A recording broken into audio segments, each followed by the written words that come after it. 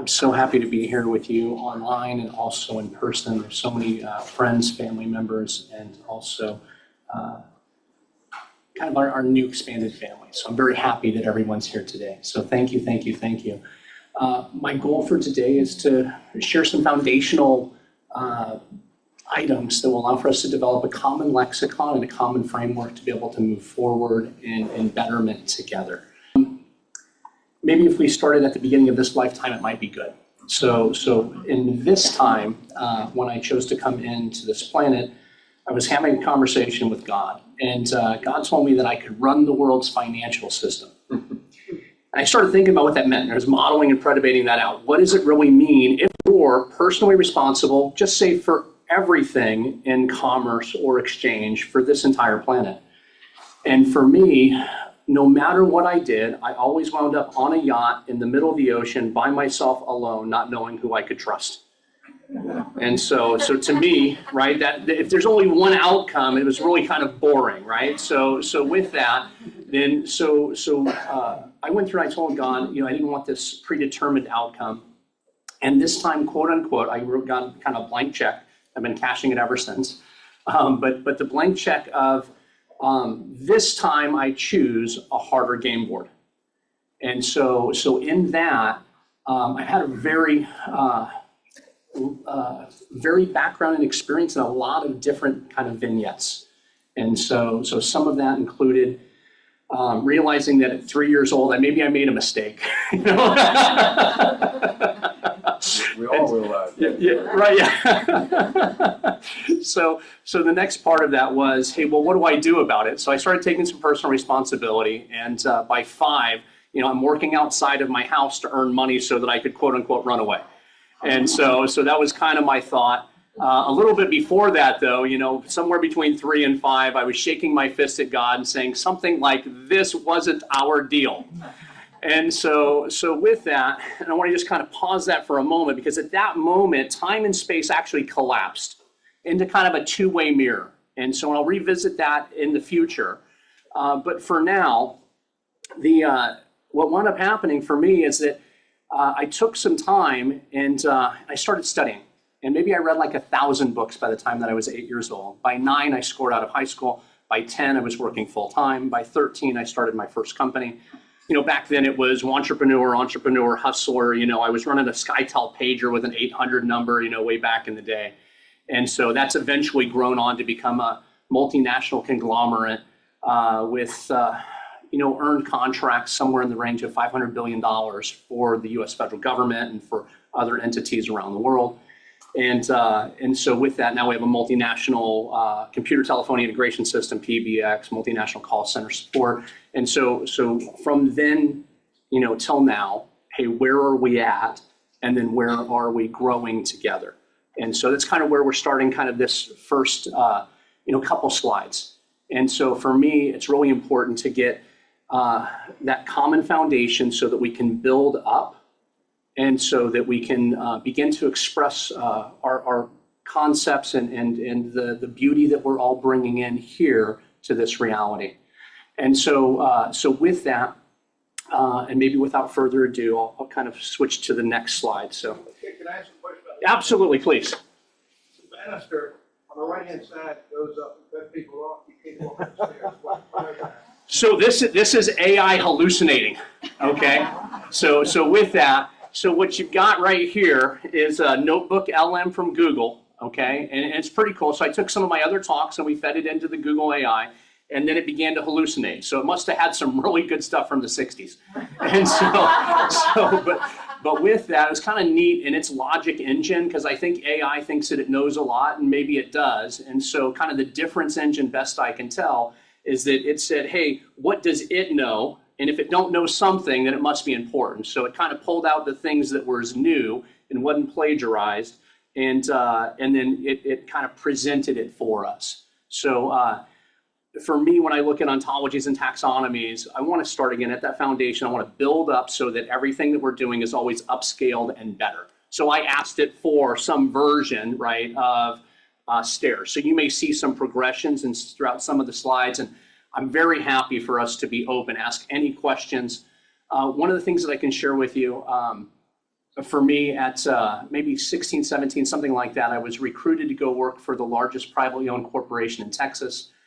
They were the largest organization with maybe 40,000 employees at the time. I think they got 175,000 employees now.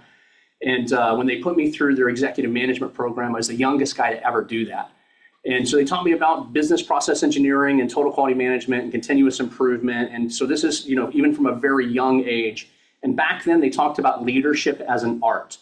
And I didn't like that, right? I like the science of it. So for us to be here at IONS and to say, hey, let's talk about the science and the foundation of reality, and then, hey, where are we at in this now moment? And so I'm happy to walk through some of those basic pieces. And I'm also happy for you to ask any questions. When I finished doing this kind of executive management training, I went and I asked, hey, where's the place? Where's my corner office? Because it's executive management training, right? So I'm certified now. I'm expecting the corner office with an executive compensation package, and they kind of like laughed at me, right? And so what they told me was, young man, you need to go back and work, go get a degree, or be here for like 20 years, right? If you do that, then maybe you'll get the corner office. And so I did go back to college. And when that happened, they weren't teaching me as much as what I thought I was paying them for. I don't know if you guys ever had that experience in college, but that was kind of my experience. And so with that, I heard a deal on the radio, and I knew that it was marketing, but I was intrigued nonetheless. And it went something like this: if you join the military, we'll pay you to go to college for free. And I thought for a minute, that sounds like behavior modification, behavior reinforcement. That sounds like something that would be interesting for me. And so when I looked at, hey, how do you do a lot of things in a short period of time? And what I came up with was, hey, look, I go get fit, healthy, learn a lot, work with a cool group, get to travel, get a top secret clearance, really understand what this world is really about, which maybe leads us here now, right?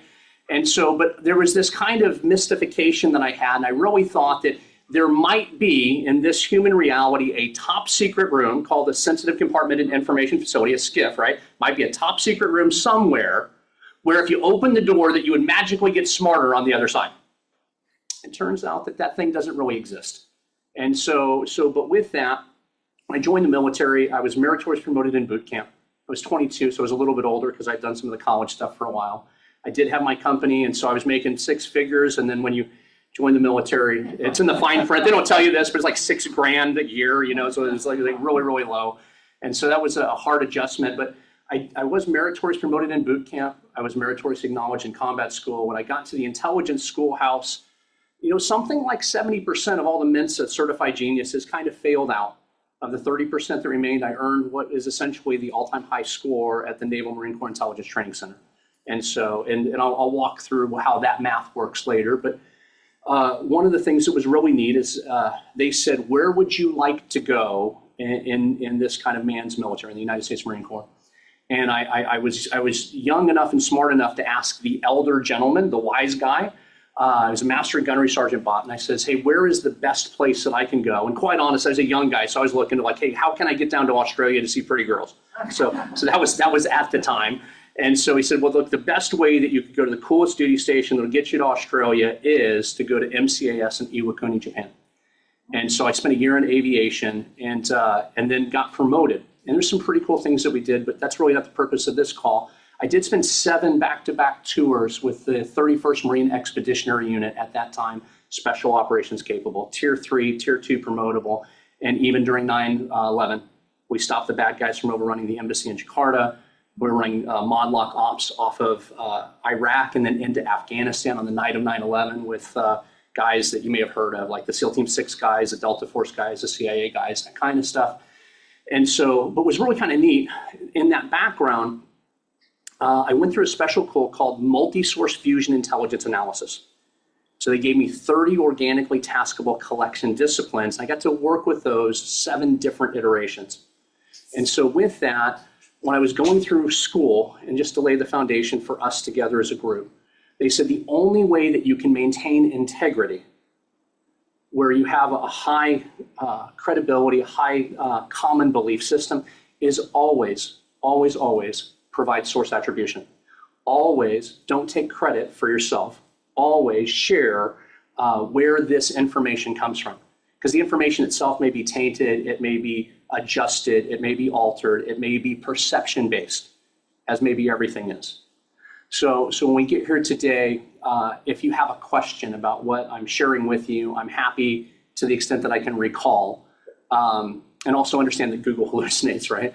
So, but with that, happy to share with you source attribution. Where does this come from? So that's the whole goal. And again, for us to have a common foundation to be able to move forward from. So please ask any questions. Please, if you would like to challenge or explore topics, I'm happy for us to do so along the way, and or you're welcome to ask questions towards the end.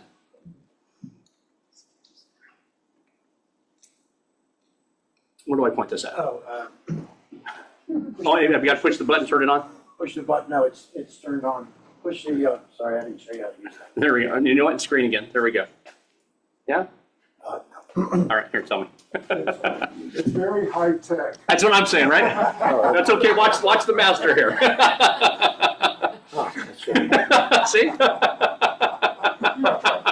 It's okay. Look, we practiced this for days, okay, before I got here. Oh, no, it's perfect. It's perfect. So with that, look, eventually we'll get to some places where and it's okay. Look, there's no reason. You want to just push the buttons? No, it's over here. Batteries? Yeah. No, see, it's got a green light on it. It wanted some comic relief, right? So there's a lot of information that we can share today. Oh, and it's stopped. It's just jammed. That's all. That's okay. So look, whenever there's a lot of high energy in the room, a lot of the electronics, they have a hard time keeping up with us, right? And so, yeah, this is a really good one. I don't know if you guys have ever seen this quote from Einstein. So, and this is kind of what we're going to do today, okay? And so sometimes they talk about, drinking from a fire hose. And so we just work on these. Yeah, hey, perfect, great. So Einstein says if you take a sip of science, right, that you become an atheist. Like that's just the way that it goes, right? And maybe hyperfixated on a specific concept or ideology. But Einstein said if you keep drinking to the bottom, God's waiting for you there. So here where we're in this Unity Church, also where we're in IONS, there's this access of, hey, show me what science says about everything it doesn't have words for yet. And so that's where we want to start with that foundation and kind of build all the way up. And so I'm happy, right? And if you look, so AI is so smart, right? It says, hey, we must drink to the bottom. AI is telling us this, right? We must drink to the bottom. We begin at the subatomic floor, and then, hey, here's our next version, right? So if we really look at what's going on in our reality, well, maybe for this, and I don't mean to talk really below where you guys are at. I know you guys are really super smart in the room. But look, 100% of everything is energy, frequency, and vibration.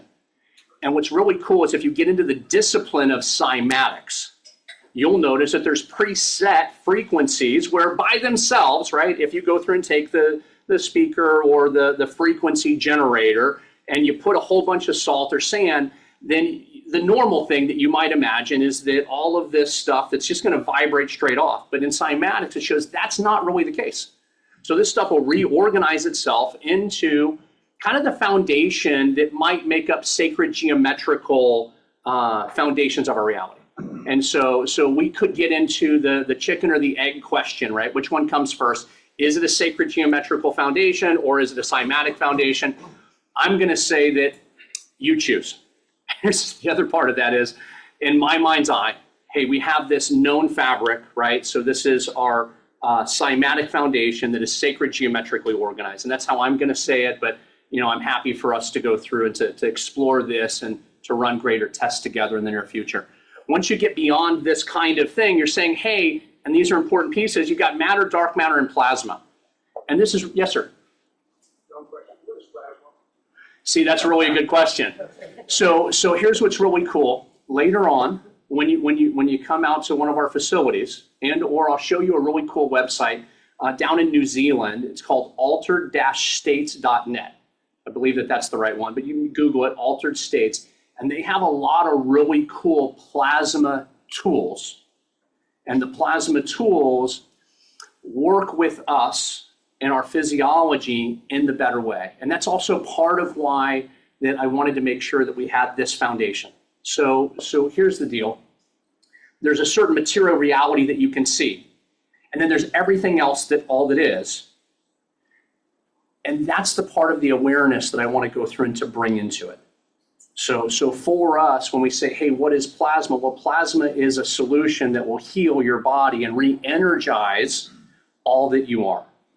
And but we can't see it on a day-to-day basis. When you look at some of the plasma tools, you'll see purple light, purple rays. It's a good way to be able to see it. You'll see other systems that are like, there's a system called the Rasha, which actually is a plasma generator.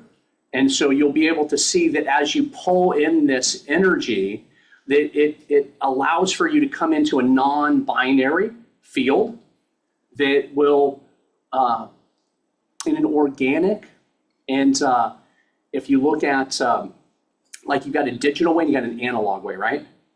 So when you talk about plasma and its benefits for the body, plasma is really going to help us in an analog and organic way grow into a healthier version of kind of our human kind of meat suit, if you will. And so we'll get into that. And I love the question. And yes, ma'am. No, sorry, I didn't mean to interrupt. No, it's perfect. Well, I just was thinking this might help elucidate Sure. a little bit. Or maybe, Perfect, go for it. Maybe confused. Yes. Can plasma also be considered the fourth state of the primary liquid Yes. water of Sure, us? absolutely. So it expands in terms of being a gas, solid, or liquid. Sure. It's like the placeholder. It's Absolutely. where the magic happens and kind of what we're just coming into. And it's Holly, right? Yes. Yeah. So just for the people on Zoom and so that they could hear, so Holly suggested that plasma may be the magic of the fourth state of water, which might be different than, the solid, the gas, the liquid. And so which is good. And there's people like Pollock, right? So Pollock is a water scientist and he's got certain versions, and it doesn't mean that he's right, but he talks about kind of the fourth phase of water being structured water, and it doesn't mean that it's right. And that's where it's important for us to lay this foundation. So, and this is good for us, so because we're all maybe coming from a different view. What is plasma? How does it play? How do we define it? In this specific talk, my goal isn't necessarily to not to say argue or to have a discourse, but it is to say, hey, it's a thing, it's important, let's pay attention to it, and also it's valuable and beneficial, because that's where, if you listen to Holly, the magic is. So, and they talk about electronics, right? Like, just notice the electronics weren't being happy with us a little bit ago. But here's what's neat, right? They say all the electronics, they're powered by magic. And if you don't believe me, just let the blue smoke out. So anyway, so kind of cute geek humor for just a moment, okay? So with that, so here's some basic foundations. There's your structure, there's your organization. The next one is really important, and you begin to say, well, why are we really here, and are we talking about consciousness today? Are we talking about our exploration, right? As Mr. Mitchell went through and said, hey, I'm having an epiphany, let's all get together and discuss science and expansion of our consciousness. So the prior slide was, hey, let's increase our awareness so that we're saying, hey, as Holly said, where's the magic? Okay, and I don't want to get the spoiler alert, right? So I want to answer the questions, but also we're going to leave it as magic. And here's the fun part for ions. When you say what is magic, right? Well, magic has been defined, right, as essentially, a science that is so advanced, right, that it seems as magic. Okay, so with that, in our current brain state, and we'll get to that in a few moments, but let me just kind of walk through, thoughts become things before we even get into reality. So just at that energy, frequency, vibration state, we know that there's a couple things that are really cool. The double slit experiment is really nice, and then they got the double, right? And that's not like In-N-Out Burger, right? The animal style thing, but this is more like the, when you do the double slit experiment, you're observing the photons, and they realize that all of the scientists were actually affecting whether things became particles or waves. So if we're affecting from our own conscious observation, if a thought becomes a thing, that's important. Now the double, they've done a really good job of unwinding this, removing it from the internet, removing it from the current level of consciousness in this reality. But the double is really cool because they were like, well, how do you measure the double slit experiment. And so what they did is they actually did an out-of-band capture for the double slit experiment, and they proved that you could unwind space and time. So that's really, really powerful when you begin to think about this now present moment and how you choose to evaluate the reality that we're in. So I'll share more about that in a little bit. There's a couple of books that get into much more time than we have today, but like the biology of belief and You Are the Placebo. Yes, sir. How did they prove you could undo space and time? Yeah, so that's really, really cool. And I guess before I go on, I should just ask, is it okay if I share some of these things with you guys today? Of course. Okay, fantastic, right? So not my goal here to be able to mess with your karma, your dharma, and your reality, right? So, but with your conscious permission, I'm happy to go through and to share that with you. So there's a bunch of different views on time itself. As a matter of fact, at the Monroe Institute today, they're having a class called Timeline. Normally, timeline is taught by this quantum physicist fellow, and his name is Tom Campbell. Tom Campbell in 1984 wrote 3 books, his trilogy called My Big Toe. And he's got a picture of a toe on the book, so I'm just thinking, hey, whatever, get you off, guy. And maybe there's a better way to say that. He's a really loving, happy, smart dude. And so, but with that, it turns out he meant his big toe is his big theory of everything. And in 1984, he describes reality in the same exact way as the Vedas did in Vedanta, the same exact way that Moses did in the Moses Code, the same exact way in which we've described in the prior slide that 100% of everything is actually energy, frequency, and vibration, and that there's no such thing as separation. So with that, I want to make sure that we're getting to what does it look like to have a linear timeline. And then also, if you look at the ancient wise people that have been holding space for such a very long time, and they chose to do so in such a meaningful way. And the people that I'm talking about are specifically the Hopi Indians. So you guys know anything about the Hopi Indians? Yeah, a little bit. So it turns out that the Hopi Indians have a language on purpose. It's a purpose-built language that is outside of space and time.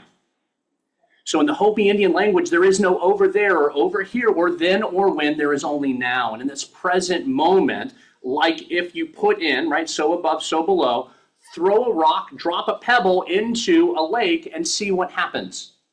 So when you disturb, break the tension of the water, you get ripples that are in circles, kind of like a speaker, kind of like waves, right? So the sound waves that move out.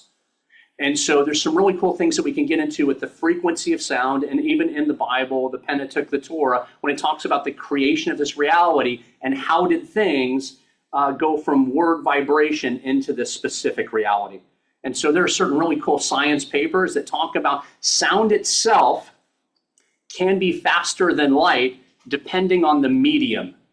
And so that's a real fun thing for us to be able to look at. So there is a way for us to look at, like if you're surfing the wave of time in one direction, okay, so then that would look like it's linear. But if you get back to the source, maybe time itself is here, and then it's our way of storing memory. So I think it's really important to look at a couple of those different novel concepts. Tom Campbell, again, CIA quantum physicist, made laser beams for the CIA. There was a president called Ronald Reagan. And so Ronald Reagan had this Star Wars Defense Initiative.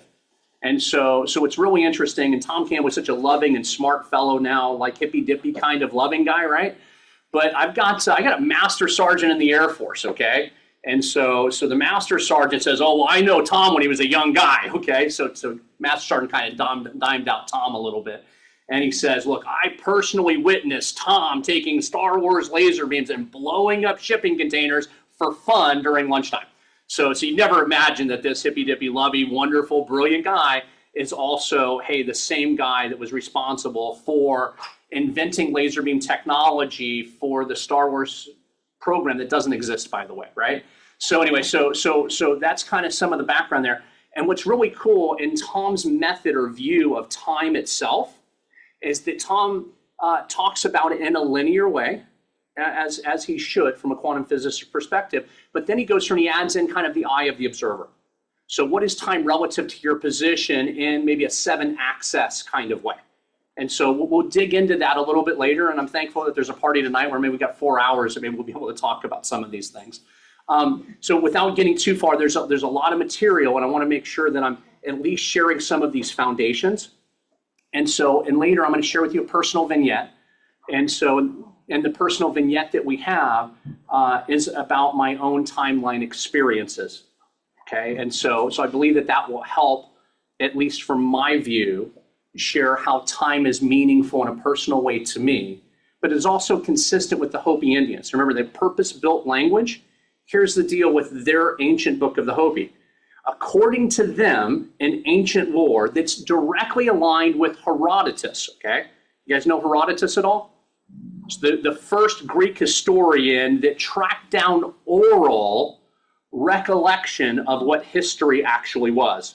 It turns out the oral tradition was more accurate than any written tradition, according to the Greeks. And I'll get into history. Actually, here's a cool vignette. How do you know Herodotus is real? If you look at what's going on, Herodotus was, and everybody thought he was a kook, right? It was like, hey, you're listening to people all along the way. But he writes this stuff down in such graphic detail that when the Phoenicians were circumnavigating the Horn, right, in Africa, that they talked about how that the shadows on the mast changed.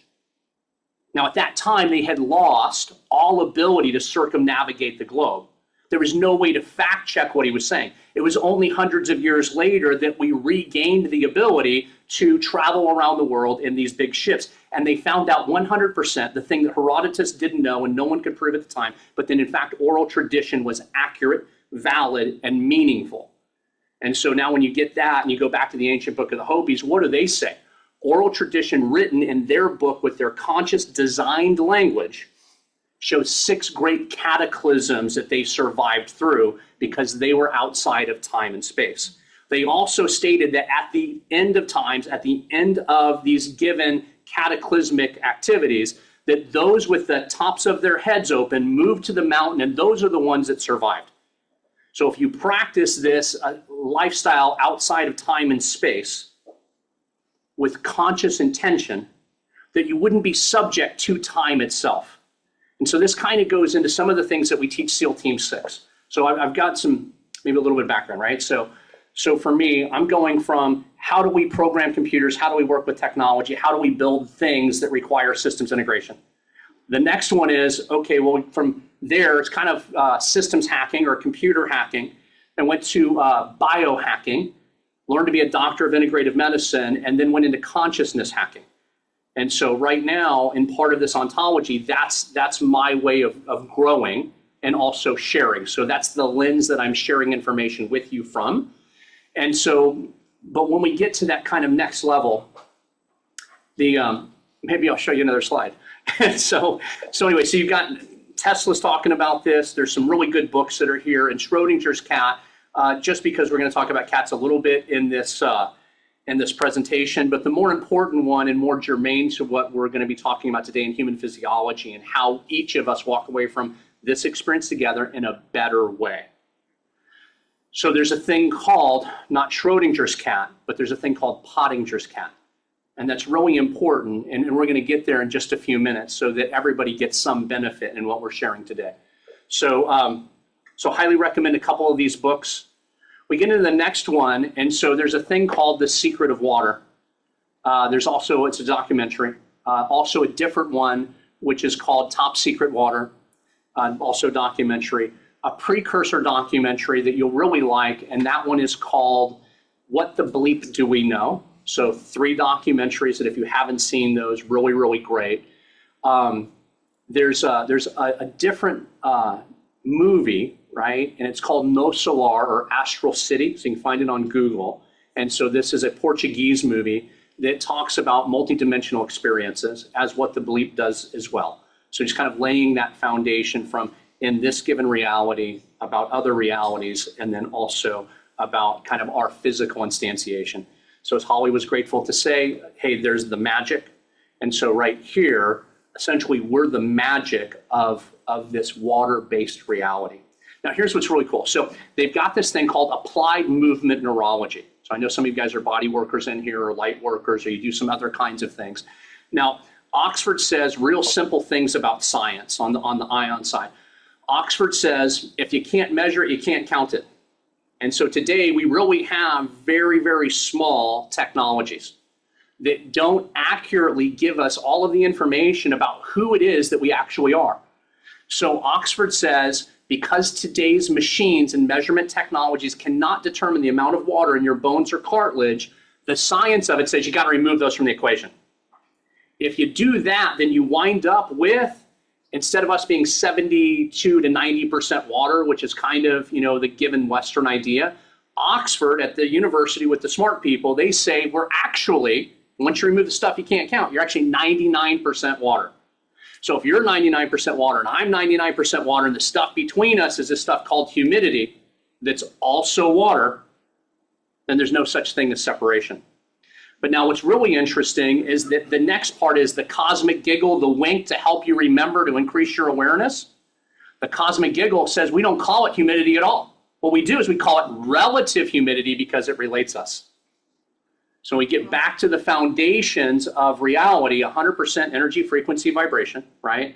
And you'll notice that maybe in this talk, some of this is a little bit redundant, but according to the ADDIE educational framework, it says that if I'm going to share anything with you that's meaningful, then I'm going to share with you, I'm going to tell you what I'm going to tell you, I'm going to tell you, and then I'm going to tell you what I told you. And so if you hear some of that, my goal is for us to have a meaningful foundation of common language so that we can begin to build something that excels beyond all space and time. So with that, so we get this kind of cool thing. Now here's what's neat. Moses, the Egyptian magician and Pharaoh to be, wrote all of his first 5 books of Moses in Egyptian.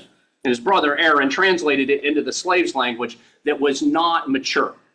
And the problem with that is that you wind up with this idea, right? Like commas are important, but unfortunately ancient Hebrew does not have any, there you go. There's no punctuation, right? So we know punctuation is important because maybe if you said something like, let's eat grandma, it would mean something else, right? How about the other one, and without being offensive, let's help Uncle Jack off a horse. Maybe more memorable. So it means something different. Punctuation's important. Moses comes back with this energy, frequency, vibration stuff, okay? And he says this thing. He says, God is, right? I am that Egyptian comma, I'm everything, all that is, the energy of the energy, right? But comma, Egyptian comma, if you force me to be, I'll also be a person named you and me. Okay, so this is where you're at. And there's some really interesting creative license in the slave's language. Like the idea, right? And look, if you just track back all of our genealogy, we're all essentially everything from this human race, if you will. So it's not anti-Semitic, whatever. We're just trying to go back to what is really real in time and space. So when you look at the recollection of Moses on Mount Sinai, okay, and Moses gets this download from God, which is the 10 Commandments, right? But if you look at Mel Brooks, it was maybe 15. And he dropped one of the tablets, right? Okay. All right. So he's like, hey, it's 10, okay? But this also is Mel Brooks actually giving a little bit of awareness and cosmic reveal. Let's go back to where the 10 Commandments actually come from. The actual etymology comes from something that Moses was trained on in Egyptian lore, which is the 12 Commandments. They're the same exact ones as the 10 Commandments, okay? So he drops 2, and maybe because they dropped the 3rd tablet, but just for efficiency's sake, right? Because you're going from guidelines here, okay? So with that, it's important to kind of get the foundation. So the story, I don't want to say Meshuggah, right? But we just want to say, hey, maybe, right? This story of the download with the burning bush, it didn't happen exactly the way that it got translated over time. Because it already existed, and if it already existed and you already knew it, then why does God need to give him a download on a mountain? So just things that make you go, and then also kind of like question everything. So, and there's a lot of guys like Joe Dispenza and other people that will get up and they'll start their presentations by saying, quote unquote, don't believe anything that I say, right? So, and actually it's kind of cool. We were talking a little bit ago. Anybody remember the singer-songwriter fella, 1977 era, name of James Taylor? You guys remember James? Yeah, I got a lot of people that remember James Taylor. How about this one? How about the song called Secret O Life? Do you guys know that song? A couple people, not everybody. Okay, so here's what's really cool. Is it okay if I share with you a little bit? I don't want to ruin the song for you. It's really beautiful. If I felt that it could play well over Zoom, then we would play this now. But But here's the deal. Maybe tonight, because it's so beautiful, in the same way that Tom was great in being able to help us with this opening meditation, one of the things that's really cool is that James Taylor, and now this guy is having some real far out experiences, in the 60s and the 70s. And so in whatever altered state that he was in, for whatever that he was experiencing at the time, he starts describing in a very beautiful and meaningful way the secret of life. And he's got 4 verses, if you will. And the very first verse says, the secret of life is enjoying the passage of time. And it's lovely. It's on this like acoustic guitar, just the way that it helps your heart open up is really amazing. But then he goes through and he says, now that you know the secret of life, right? Enjoying the passage of time. The second one is that the secret of love is in opening up our heart, which is very, very lovely. His third verse comes in and he begins to say, now here's the thing about time. He says, the thing about time is that time itself isn't really real. But wait a second, you just started off by saying that the secret of life is enjoying the passage of time. So you're enjoying the thing that isn't really real. And that's where we'll get to Einstein, and maybe it'll be on the next slide, maybe not. So we'll talk about water hydration and the way that you build a happy, healthy, magical experience on this planet later. And so we'll get to maybe one of the slides that talks about it. But here's what's neat. When you get to the next level, okay, and I'm happy to share these slides with you guys. AI did a great job in hallucinating a lot of this artwork, okay? And but with that, when you look at this next place, the secret of love is in opening up your heart. The next part of this was time itself isn't really real, and we're only here for a while, so you might as well show some style. So it's really, really nice. Then he says Einstein, the guy we just quoted up there, right? And so Einstein said he would never understand it all. Okay, so that's really important. And so when you begin to look at, hey, what is this, right, experience that we have, and how are we sharing it? Now, here's what's really cool about James Taylor. In 1977, he says that time itself isn't really real. It's all from your point of view, right? How does it feel for you? So that's what's really, really special. If you begin to look at reality itself, if you looked at your point of view, it's very fragile, like a window pane, a glass that's easily breakable. But if we take all of the views in this room and we get a couple more views, maybe we'll make something like that really cool thing that looks like a diamond but ain't a diamond. You guys remember what I'm talking about, right? That one, right? Okay, so this one, it looks pretty, but it ain't really worth a lot, right?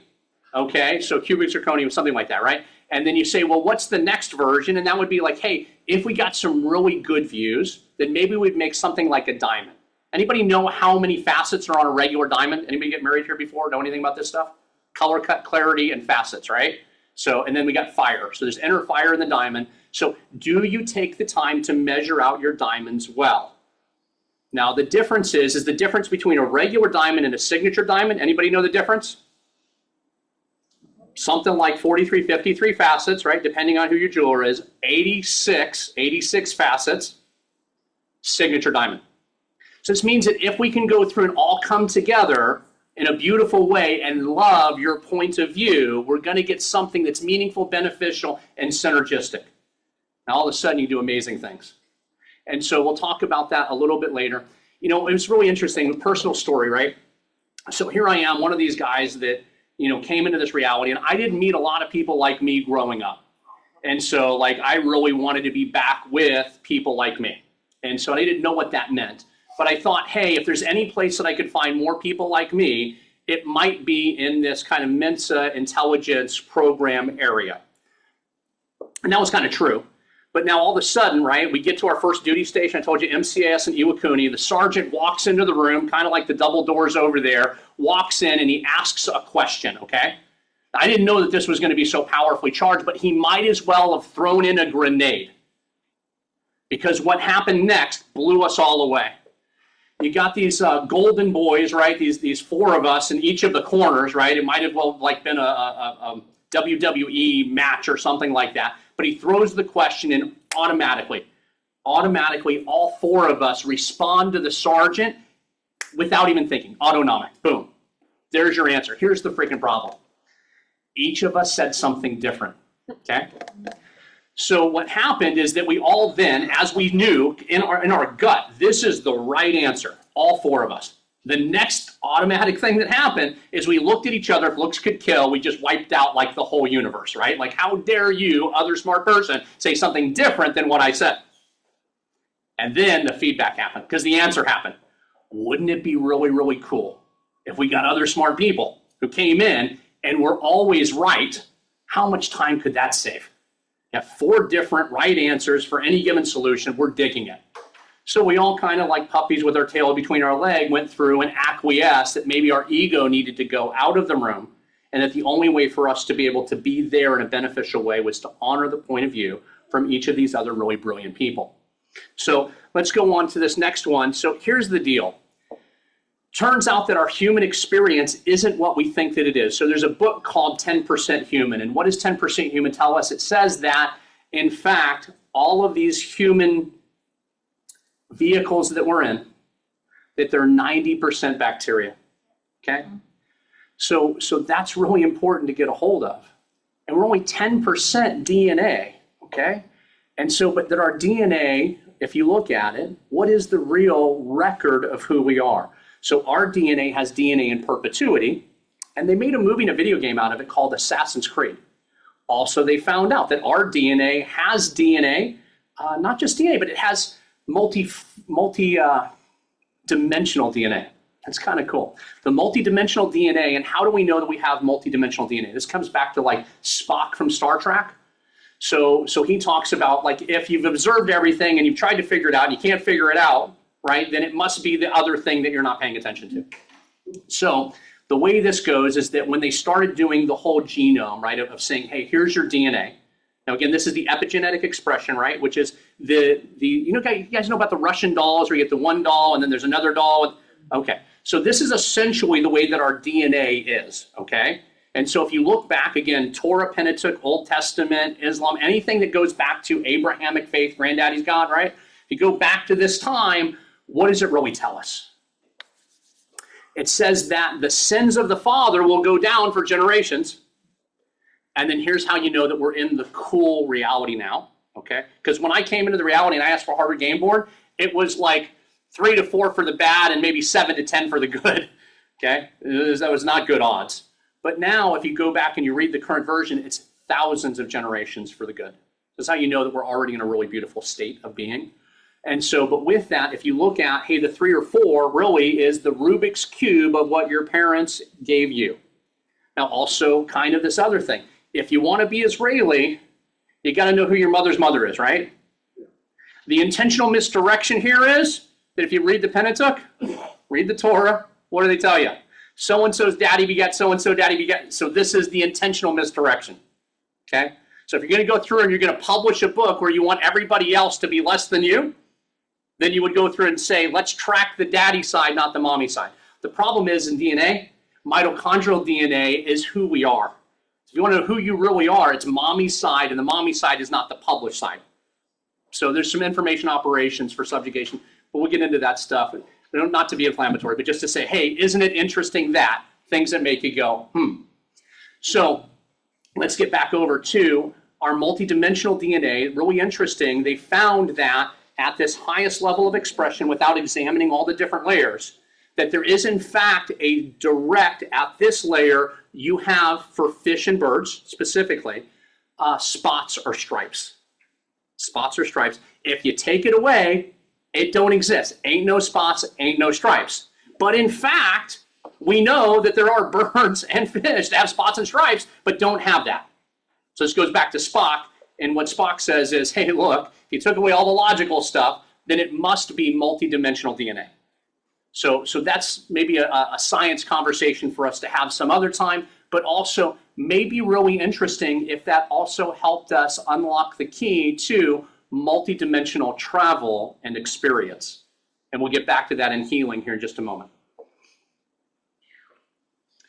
So right here, here's the next problem, okay? So when you look at, hey, what are we? 100% energy, frequency, vibration, and then we're structured, which is really good in this reality, 100% water, 10% human, but oh wait, that's not high on our priority list. It's 90% bacteria. If you choose to move the levers of health and life, the first lever you're going to move is what? First one is energy, frequency, vibration. Back to your point, plasma. Also very, very important. Also analog frequency, not digital. So these things are really important. And so how are you adjusting matter and also dark matter to adjust your human experience in a way that's meaningful? And we'll get to that. There is a book called, quote unquote, The Finders. Has anybody read The Finders? Dr. Jeffrey Martin, fantastic book. I'll walk through the synopsis with you, save you a couple hours, okay? So, but when we get to that, the next one is, again, hey, everything's energy. Move the next big lever, water. The most important thing we can do, clean water. Next one is, hey, what are you doing? Soil-based organisms, CFUs, right? Prebiotics, probiotics. How do you feed today your microbiota? How do you feed your biome? How do you feed your bioterrain? 3 good words of the day. How do you do that? Most people in this culture, so we can have an experience that's so far away from God, think about this. Hey, let's go through and destroy the soil, because here's a really cool thing. If you go back to, say, Year of Jubilee. You guys know what the Year of Jubilee is? Yeah, a little bit. How about this one? How about every 7 years, let the soil rest? You guys know about that? Okay, before you go to the kibbutz kind of thing? Okay. All right, well, here's the reason. Big rock without form and void got bacterial infection. The bacteria ate the rock, defecated this stuff called soil. That's what our soil is. There we go. So now all of a sudden, when you say, hey, we're going to have stuff grow out of the soil, right? Like mushrooms or psilocy or whatever, right? Mycelium, right? Because that's how we're growing our reality. But now we go through and we say kind of like a big F you to God and all that is, because we're here to have a really unique experience. So we'll take these things, we'll cut them premature, we'll dye them, we'll put them in storage, make sure there's no life force, and then when we finally get them, then we'll wash off all the bacteria that was the only thing keeping the 90% of you alive anyway. So if you're looking for a human experience, that's a good way to have one. So now let's look at some of these other things, right? So we did get some of the documentaries, some of the water, some of this other bacteria, but here's the hijack, okay? The hijack is in this book called This Is Your Brain on Parasites. So you guys remember like the 80s, This Is Your Brain on Drugs kind of thing, okay? Well, the parasites, it turns out, are even worse.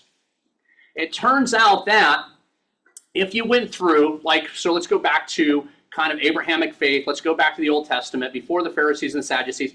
Turns out if you didn't like a person back then, you could slip them a Mickey, okay? So I don't like this guy, and what am I going to do? I'm going to go through and give that guy that I don't like, I'm going to give him some bacon. Then he can't get into heaven. You see how that works? Yeah? You know, so it's haram, you're done, okay, then you're gone, okay? So the issue with that is that when this fella called Jesus comes in, he says, what does he say? He says, look, here's the deal, man. If some dude slipped you some bacon, okay, he said, you're not going to hell, all right? But that really wasn't part of the doctrine before Jesus came around. So what does he say? Jesus says, hey, it's not what goes into the man that defiles the man, right? He says it's what comes out of the man. So we were having a conversation last night about this gal. She was an actress. Her name was Sigourney Weaver. You guys remember the actress Sigourney Weaver? Yeah, no, not so much. How about around, and I thought it was 1977, but Tom's so smart, he says, no way. He says he lived through it way better than I did. He says it was 1979. So we're good, right? Actually, he said 1982. We found out that we could split the difference, so maybe 79. But here's what's fun. So 1977, this movie with Sigourney Weaver called Alien. You guys remember that movie at all? Okay, all right. So this thing jumps on your face, right? Might as well be bacon, okay? And so it jumps on your face, right? And then it comes down and then it jumps out of your chest. You guys remember that? Yep. Also a parasite. You get it? So what Jesus is really saying, if you go back and you take a look at it, and Jesus said this thing. He said, well, only speak in parables, because eventually some dude's going to come around, maybe a guy named King James, and going to adjust everything, okay? So in order to protect the meaning of what I'm saying, I'm only going to speak in parables, right? And if I heal you, if some miracle happens, go and tell nobody, because if you tell somebody, you're going to mess up the reality. That's why I asked for permission to share with you guys, okay? And so hopefully, you know, if you guys on Zoom didn't like it, maybe you just turn off so I don't mess with your karma, okay? So, but with that, when you get back to this whole thing, what Jesus says, if somebody goes through and they slip you a Mickey and you get some bacon, okay? We're just talking about low-level bacteria that interferes with your neurons connecting, firing and wiring together. So intercellular and intracellular debris, that's what we're talking about. if you get intracellular debris, what do? It's not what that it got in, it was that you got to get smart enough to get it out. And if you do that, then maybe it doesn't kill you. Maybe. So in here, this book called 10% Human, fantastically important. Turns out that these little tiny creatures will, no kidding, give you happy brain juice for poisoning your bioterrain so they'll live. Like, I don't know, you guys know about cancer at all? So when your physical body dies, cancer still lives. Okay? Interesting. So they're poisoning us to get us blissed out of our minds so we don't take responsibility for our bioterrain. So they live and we die. That's kind of a level of insanity. Or it might be this thing called psychosis, normally called psychosis, right? So you just look at that. When you're doing the same thing over and over again until you get sick of it. So it's important that you go through and say, hey, how do we do this? In exchange, they poison our bodies to create a better habitat for themselves. So, and this is what's really interesting, Google's take on this, right? The AI said, we must evict the passengers driving our decision to regain control of our trajectory. So inside of this book, listen to it or read it, what have you, it talks about in Hawaii. In Hawaii, it's a really interesting thing. You get this cytotoximosia, whatever. You guys know about this? Zombie cats? You guys know about zombie cats at all? Turns about that there's a kitty cat, gets a specific parasite, defecates the parasite, the little mice come and grab a hold of, eat the parasite baby wants to go back to the mommy, the parasite inside the mouse has it drive its head into the wall until it kills itself, the mommy comes and eats the mouse, so the mommy and baby parasite can be back together again. So when you get a hold of this, it will change everything. If you watch this movie called Men in Black, you guys know the Men in Black movie? And inside of this one kind of host, right, it opens up the face and a little teeny tiny guy in there, might as well be a parasite. It's kind of giving that for you, okay? So let's go on to the next slide real quick. Now, here's fun. Turns out that what I'm sharing with you is too much information, and for that, I apologize. Turns out that our prefrontal cortex is like dial-up modems. You guys remember that from the 80s? Okay? So I don't know if you guys ever wanted to download pictures or a movie or something like that. Way back then, you would have to, and the night before, download the thing so it'd be ready for you. You guys remember that? Okay, all right. So we just kind of give you some of that basic. So that's the prefrontal cortex. Can't get it all. Back of our brain, like cable modem. 4 million events per second. Okay, that's pretty cool. You go through and see like an accident, auto accident, a big deal, like everything. You remember every single detail that's happening in those meaningful, because you're putting meaning into the moment. You see all of it.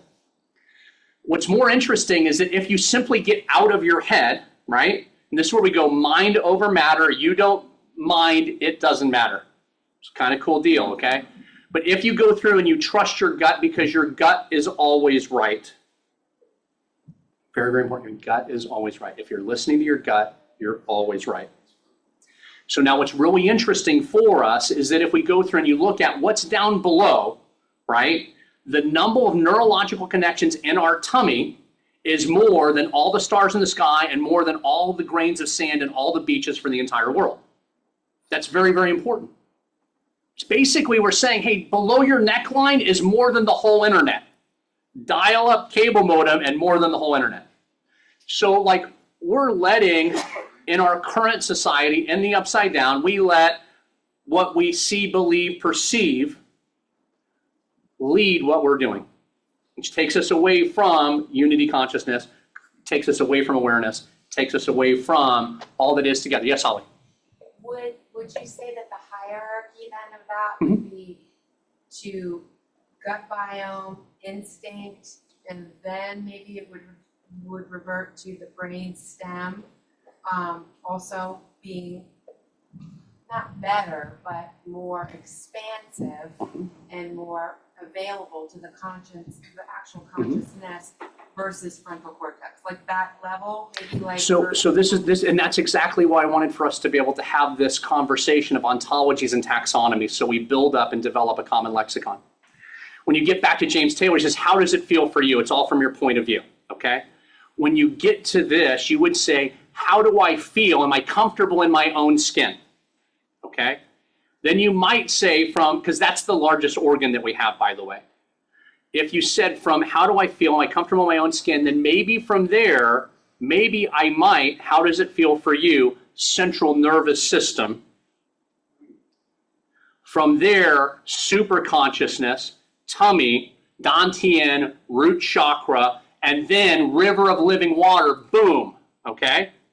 Along the way, how do I feel about it in my heart? That has so much mitochondrial power that then when you drive it up, then you can light up your brain. Now, if we backed up for a little bit and we started talking about human design, and not necessarily that specific concept, but let's just talk about something called a homomorphic or a toroidal or an electromagnetic, and or we could go through and talk about a lot of other things. But we might say something that there was a dude a long time ago and his name was Rumi. You guys know about Rumi at all? Okay, we like Rumi, right? Because Rumi says beyond all sense of right and wrong that there's a field, right? Now, when I first thought about this, I'm thinking Rumi's chilling out on this savanna with this tall grass, right? That's not what he was saying, okay? So he's coming back to this electromagnetic field that we are. So then when we get to that next level, beyond all sense. Now, I wasn't going to talk about this, but we might as well for just a moment. Is it okay if I share with you a little bit about this game that we're playing in this reality? Do you guys know what the game's called? Well, Okay, so is it okay if I share with you? Yes. All right, okay, so here's the deal. So one God, all that is, it's 100% energy, frequency, vibration. One God gets bored and says that God wants to play a game with God's self. Now here's the problem. If one God goes through and separates into two gods, that's a totally different game.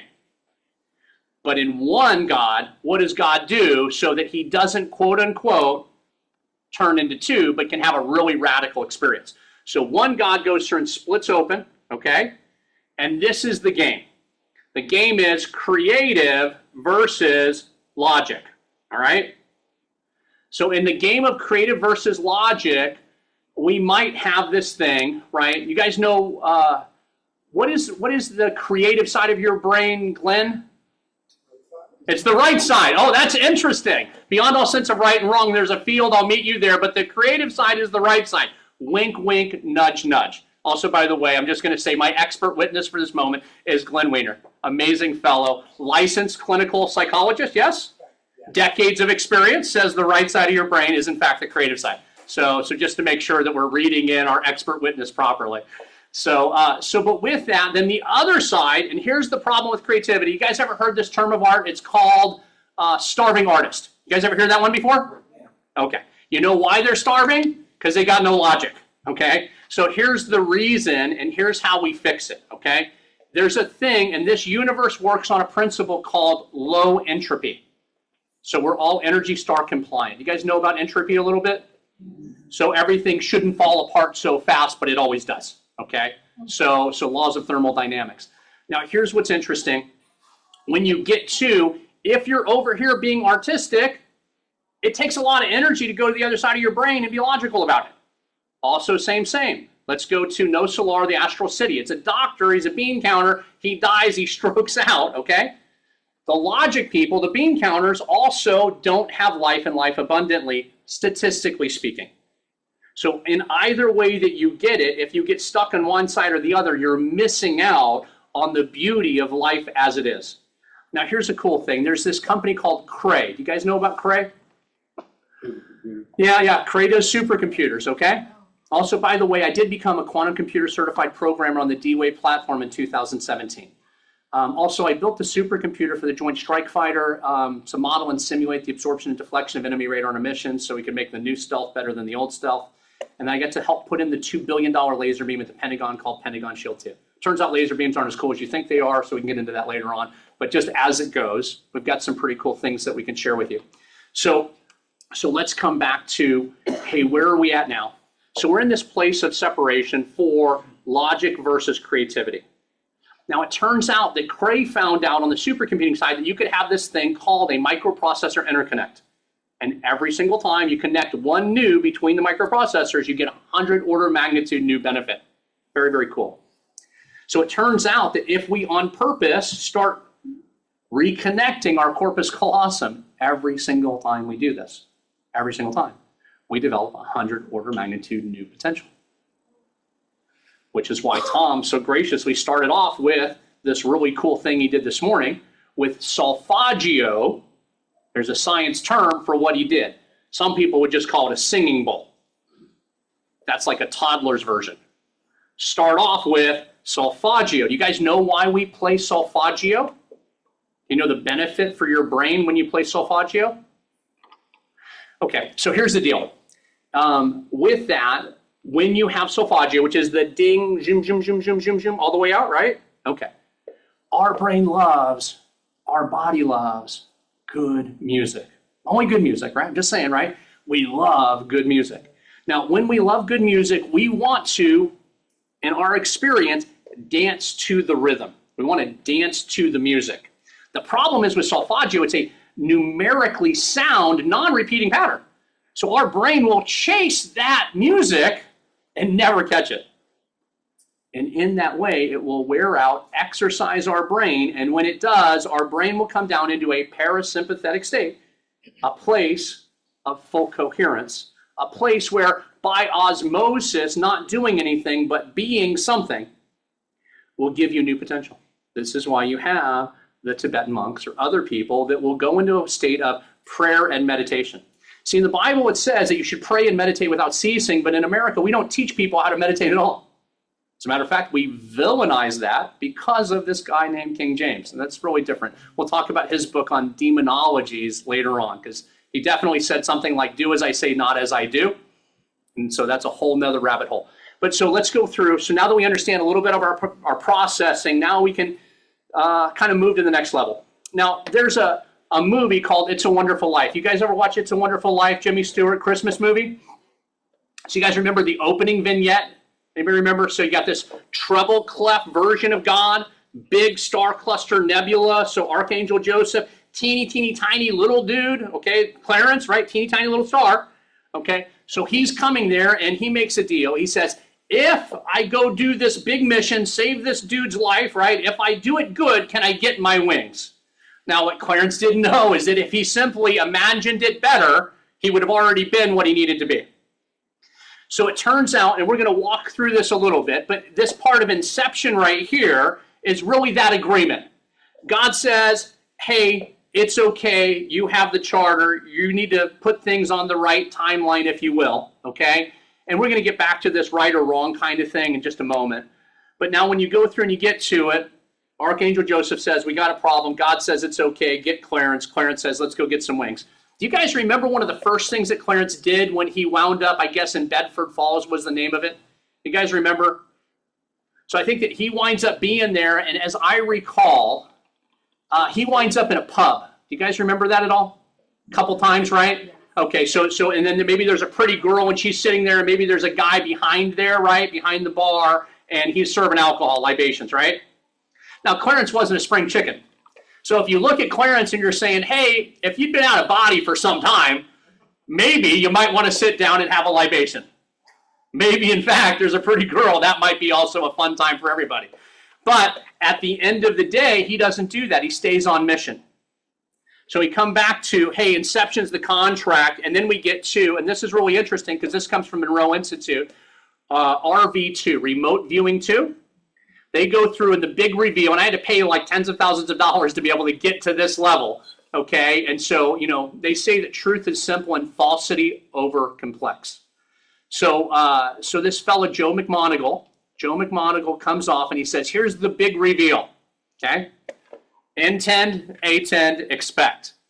And I'm like, holy shnikes. This is really in a 3D reality or stacked modalities. And it's important for us to remember that we're living in a 3D reality. So what does that mean? So if you look at the Bible specifically says something like, A cord of many strands is not easily broken. Makes sense, right? Also says, different story, maybe our more recent observations would be something like this. How about string theory has never been proven at scale? So if you're going with the science of it, that algorithm, that dog don't hunt, but if you get 3 of them, hey, that's pretty cool. So now when you get to what are the 3 different modalities in this reality, intend, attend, and expect. My intention is I'm going to honor the contract for why God went through and brought me here on this planet. What was my agreement? What was my big reason for being a pimple on God's butt? Just kind of saying, okay? So when you look at that, because you just look at a pimple goes through and what does it do? It coagulates bacteria, okay, in a separate manner. So you either get absorbed or you get popped, okay? So now you go through and say, okay, well, what are we doing? Do we intend to do the thing that we were doing? So if you remember my story, and I just lived this because it's my experience, I told God I didn't want to run the world's financial system. You know what happens when you don't do that? Like Jonah going to Nineveh? A big whale swallows you and then brings you across the side of the, back to where you needed to be anyway. So in my personal experience, a lot of people hijack this system, and they've done some really bad things with our world so far. So I just need to say, hey, please forgive me. I'm so sorry. How do we do this in a better way? So now we start off with, do we intend to do this? And one of the things that happened for me, and maybe this is appropriate for this group. So it turns out there was a day that I wound up dying. I died for, 2 hours and 43 minutes. And I wind up going to this place that some people would call heaven. I just say maybe it's an astral city, but here's what was definitely true. I wake up in this kind of ER emergency room, and there's a woman nurse. And she wasn't very nice to me, and I'll just tell you, she kind of yelled at me, definitely yelled at me, not kind of. And she said 3 things, okay? She says, first thing is, you're not allowed to be here, you're under contract, you've got to go back, okay? 3 things. Then she anesthetized the real me, and then boom, she sends me back. Now, what's really cool is that when I got there, I remembered my whole other life. So that's kind of an Easter egg. Really, really cool deal. Then we come back to, hey, we're back in this reality. And then all of a sudden, one of the benefits of actually being out of my body, like some people may say born-again Christian or an out-of-body experience or a remote view session or maybe a psychedelic experience. So any of these kinds of things that bring you out of your body and then bring you back. So that was really kind of interesting. When I come back, I was no longer afraid of jumping out of perfectly good airplanes or of drowning. So that was kind of a cool side project for that, right? Byproduct. So do we intend to do the thing that we agreed to do? And so for me, I was off mission. And so how do I realign with that? So we go back to intention, intention, attention. So the attention is the focusing of the eye of the observer, the hamsa. What does it mean to you? All from your point of view. Boom. And then what do you expect? Now, where do your expectations come from? Anybody know? How about from the core of your being? And so with that, when you go through and you get this deep embodiment, we might use a term here at IONS. We might say, how about gamma is a good thing for deep embodiment? And there's guys like Glenn who have cool toys that help us do that. And also the fellow running this cool sound stuff over here, he's got some cool stuff that helps increase gamma, deep integration, deep entrainment. Again, if we get out of our own way, the natural state is coherence, parasympathetic, and by osmosis, greater connection. I don't know if you guys know this, but when you're sleeping, maybe just let me ask it a different way. A lot of people get out there and they run and they exercise and they're on treadmills or they cycle, they do that kind of stuff. You guys know that? So that's exercise, and then you've got sleep. Anybody know which one burns more calories? Any idea? Sleep. No kidding, sleep, huh? So sleep. So I started sleeping in an extra hour, So I'm just telling you, when I was in the military, we ran way too much, and all I was doing was counting the time of how much my billable time used to be and how much time I was wasting in this running thing. And then later on, when I found out if I just slept an extra hour, that it would be maybe healthier for me. So I'll get into some of that later. But intention, attention, expectation, 3 modalities for faith. Now you can stack more onto it, but that's really important. We'll get into non-attachment, semi-coherence, low amplitude, other fun stuff in a bit. But now here's the deal. You can have all the faith that you want, and so long as you're not attached to the outcome, you can slide into the reality from your tummy where you can be in the reality you choose and desire to manifest in the best possible way. That said, in a human experience, if you don't take any action with it, you're not going to get very far. So then you go from there. If you stack your actions, you're going to go through and you can develop behavior. You develop your behavior, you're definitely going to go through and be on your way to your destiny. So if you look at hiring people for a job, they have a thing called SBO, situation, behavior, and outcome. So where were you before? How did you handle it? And then what's the outcome? Typically, behavior is repeated. So that's an easy way for us to evaluate things in a human kind of domain. But let me go through and just get back to, hey, we definitely know Clarence stayed on contract, didn't get distracted, got his wings, happy end of story. Now that we've got reality and human physiology, let's talk about rewiring the machine. Are you guys interested today in increasing your level of awareness, your level of consciousness, and your overall outcomes in life? Anybody interested in that? Yes. Okay, cool. How about if we were to talk about ways of being happier, healthier, stronger, smarter, younger? Any of those things interesting for anybody? Okay. Yeah, fantastic. So let's go through and start talking about that, right? So the very first thing is we want to move the levers, okay? So if you want for the tail to wag the dog, you start here. If you go through and you want the dog to wag the tail, then you start in your dantian, you start in your lower chakra, you start in your tummy. You start by saying, is my frequency open and attuned to God and the rest of the universe so that we're dancing in the same way? So that's really important. So the very first one is, it's also very interesting. Anybody ever study the Ethiopian Bible at all? Turns out the Ethiopian Bible has this really different version of Revelations. And it says, if we can no longer feel the vibrations of the music, if we can no longer hear what God is saying to us in our tummy and our heart, that is actually the end of times. So there's a way of, yes, ma'am. When you say tummy, what specifically are you meaning? Are you saying the stomach? Are you meaning the gut? Are you talking about the sacral chakra? Where's your tummy? So in this, Yummy in my tummy? Absolutely. That's exact. Truth simple, falsity over complex. Yummy in my tummy. So it turns out that there are actually brain cells in your yummy and your tummy. My stomach. 100%. Okay, not my gut. So it depends on how you choose to go through and to define that. And that's why we're here to define and build that lexicon. When I say X, does it mean X to you? When we go through and we start talking about, hey, tummy, gut, lower intestine, upper intestine, okay? So when you look at all of the neurons and the brain cells that are in all of it, now here's what's kind of fun. So it turns out there used to be this term in the 80s and we called it, quote unquote, totally tubular. You guys remember that? Anybody ever hear that, totally tubular? Yeah? Turns out that that's actually what our human body is, totally tubular. So it turns out that that is actually what it means to quote unquote flow. So there's only one, and that gets back to this idea of separation.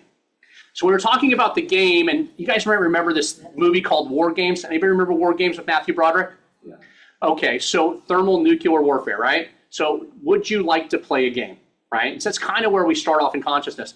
But if you get to that place where, just say, you're on the right side or you're on the left side, you may develop a weighted preference. So if you're a Cisco computer networking guy, this is the weight for your route. So the efficient is you stay where you're at. That said, if you don't balance it out with a different point of view, you wind up being lopsided.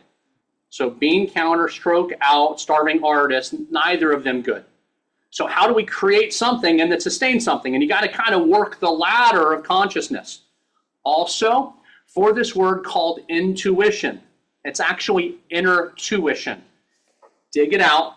This life, speaking with a young woman earlier, the life before and the life before, because our epigenetic expression is the top layer of all of the past lives that we've had. Okay?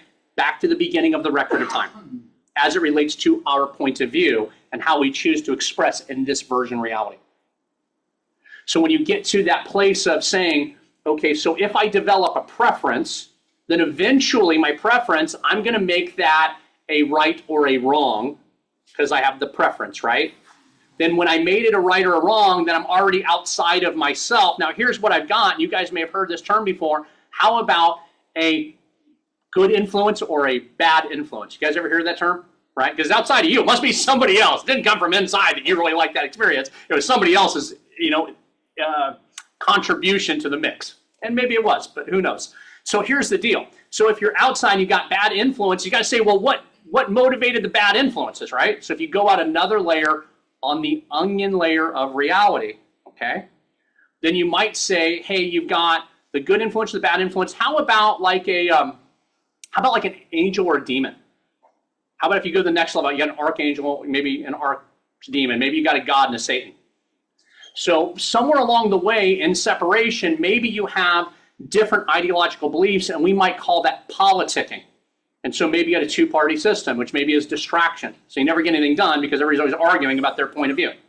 So when you look at all of this stuff outside of us, gives us no personal responsibility to be grounded, to be rooted in our root chakra, to be able to have healthy bioterrain, to be a healthy person that doesn't hold on to the trauma or the structured memory. Here's some fun ones, right? So in the conscious giggles of life, you guys ever heard a term called quote unquote bent out of shape? You guys know about that one? It turns out water that has a memory, because we were talking about water earlier on. Do you know what water does when it develops memory? It gets bent out of shape. Do you guys know that? So H2O dipoles, it remembers something, and the memory has to go somewhere, and it gets bent out of shape. So the only way that that works is not the fourth phase of water, but you go back to saying, if I change state of water, then what happens? Then I reset my dipoles. It's very, very cool. So you look at like Canadians are happy or they're good actors, that kind of thing, right? Just think about some of this stuff, right? Look at like Nordic people. So when you get exposure to baby meltwater with less memory, then maybe it's not quite so heavy, to use a 1980s term.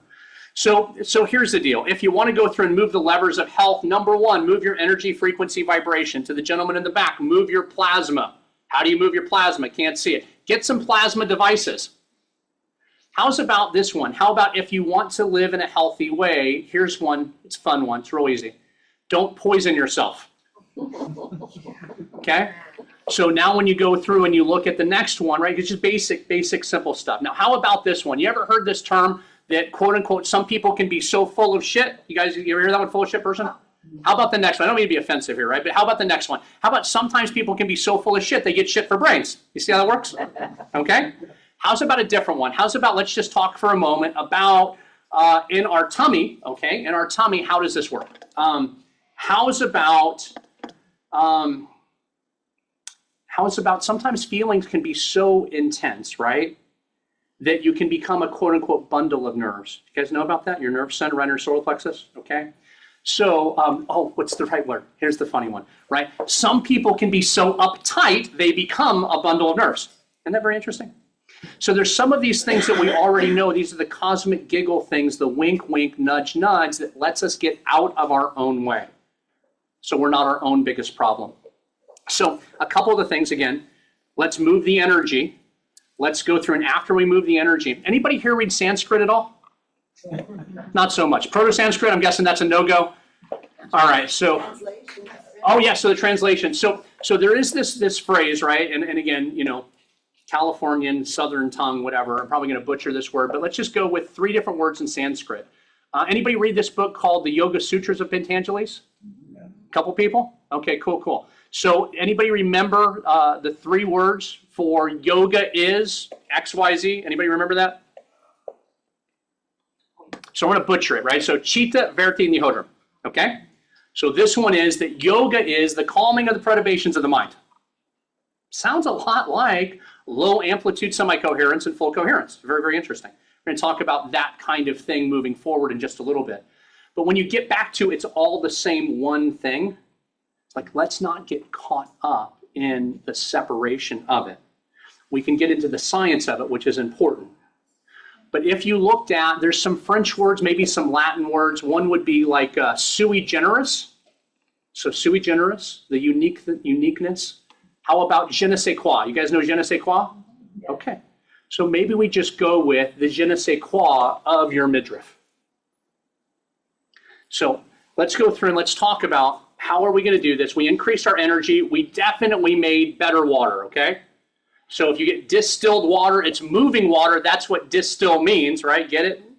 So then you go through and say, well, hey, what do I actually go through when I'm bringing in water? If you bring in big water, it burns your energy to make it tiny water so it'll fit inside your tiny cells. It's really important. So, and then also just how are we doing on time? I'm happy to run over, but I just want to make sure that I'm not being rude to anybody. I'm sure we're going to.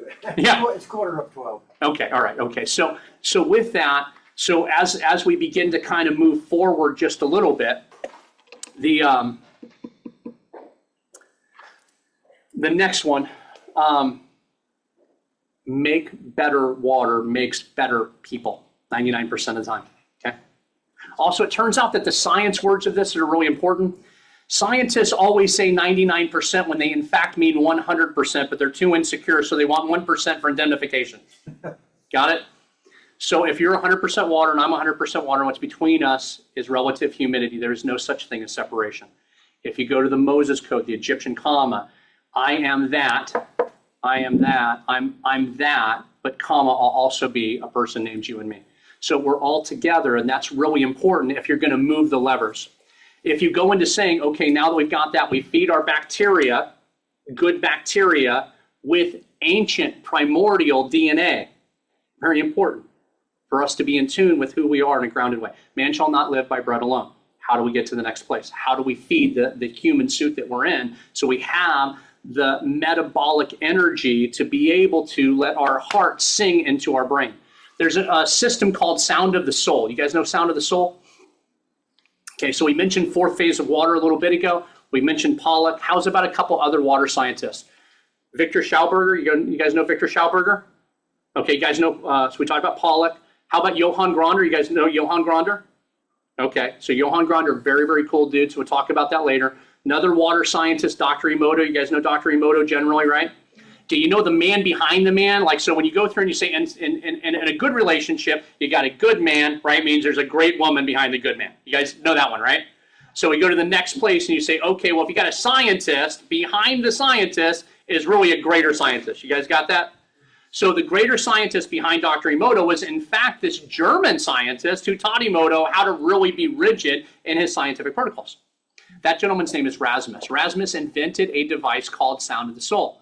So some people will do this thing in modern technology where they'll measure your heart rate variability, wrist, fingers, like a pulse ox, etc.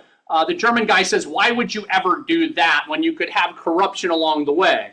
Hardened arteries, other kinds of issues, etc., pressure wave, things that would prevent that. He said, so let's go through and be like Cupid. You guys remember Cupid? So the arrow through the heart, let's measure our heart if you want heart rate variability. So he goes through and he found the je ne sais quoi, the sui generis, the essence of our soul from our heart. And by the way, our tummy also can have a pacemaker. Very interesting. And so when you begin to look at, so what's going on with your heart? If I listen to your heart, if you listen to your heart, here's another one of these axioms. So you are the coolest person on this planet at this time. Okay? And if it wasn't true, you'd be bored of it and you'd be somebody else. Now, I was talking with our wonderful sound man over here, and he says, hey, I tried that. Everybody else was taken. So when you begin to look at this, here's what's really cool. If you go through and listen to how cool you are, science, sound, really neat, play yourself back how cool you are, then your heart will open up like a rose in full bloom. It's fantastic. I built an algorithm that inverts that and allows for us to make sure no one can ever steal from anyone ever again in the monetary system. So really cool. No heebie-jeebies, it's a technical term of art. No gun to a head. Nobody gets to do anything to undo, because your heart, the same way, will close up like a Venus flytrap. Yeah, so pretty cool deal. So there's some really neat ways that we can take the essence of who we are and understand it in a better way. So let's get into, got the water, got the bacteria. Hey, turns out that we can adjust the Rubik's Cube, the dip switches for each layer, and sometimes we can do that with past life regression. Sometimes we can do that with attachment. Not this time, but some other time, because I know we're running out of time. I'll share with you when I was at the Monroe Institute in a copper chamber, and they hooked me up to a LIFE, life machine, and I did a past life regression where I remembered my experience as a Native American Indian woman pregnant with my first child. Now, what was really cool is that when I became 93 years old, because nobody ever told me this, because you'll hear stuff like, you guys know, like future self, higher self, like who talks about, hey, I learned something in a past life and recorded in my DNA was a victory that now helps me be a better person now. You guys ever hear of anything like that before? Okay, good. So I'm in the right room. So with that, so it turns out that me at 93 holding my great-granddaughter's hand, right, remembered that I couldn't think about how things were going to work out along the way. I didn't download fast enough in my prefrontal cortex. But as I look back, because hindsight is 20/20, everything always works together for our good. That is the law of the universe. In this reality, everything's always upscaling, whether we can see it or not. So we get comfortable with where we were, we attach, we become a painting on the wall and not a moving picture, is what they used to call them. So now we've got some basic foundation, and you would say, well, how do I, outside of cool solfeggio, which could be isochronic, binaural, monaural, other kinds of things, exercise my brain? What could I do to exercise my body that would also help me increase my consciousness, my awareness, my youth, vitality, etc.? And with that, we would say something like cross-hemisphere, bilateral, bicameral movement. Holy shnikes. Those are some words. But now how about this? Just pray, meditate, sit, don't do anything, watch the things escape your brain, don't grab a hold of them. And if your mind is busy, then just let it unwind and get to a place where you can be free spinning like a bicycle. Now let's go through and let's talk about for a moment. I'm going to share with you a story. You guys have ridden bicycles before, right? You guys ever ridden up a hill on a bicycle before? Not fun, not easy, right? So if you were on the bicycle and you were telling a story, right, to other people that might be riding in the bicycle stuff with you, and you said, hey, you know what? We know it's hard now, but there will come a day when, in fact, we will not have to pedal and we will move faster. People might think that you're freaking crazy. People might, in fact, even want to beat you up or throw a stick inside of your spokes. So if you're going through, right, from a prosthetics perspective, and you start talking about this thing that may be in the future, which may help you be distracted from the present moment, where you really have to work hard to go up the hill, that's a thing. Now, let's go before that. You guys remember the old bicycles, and they had these foot brakes, and you go backwards, and then you wouldn't go anywhere, right? And the words today, I'm going to share with you that if we're backwards, then this thing is called incoherence. If the brakes are on, it's incoherent. If you're moving to the beat of the music, right?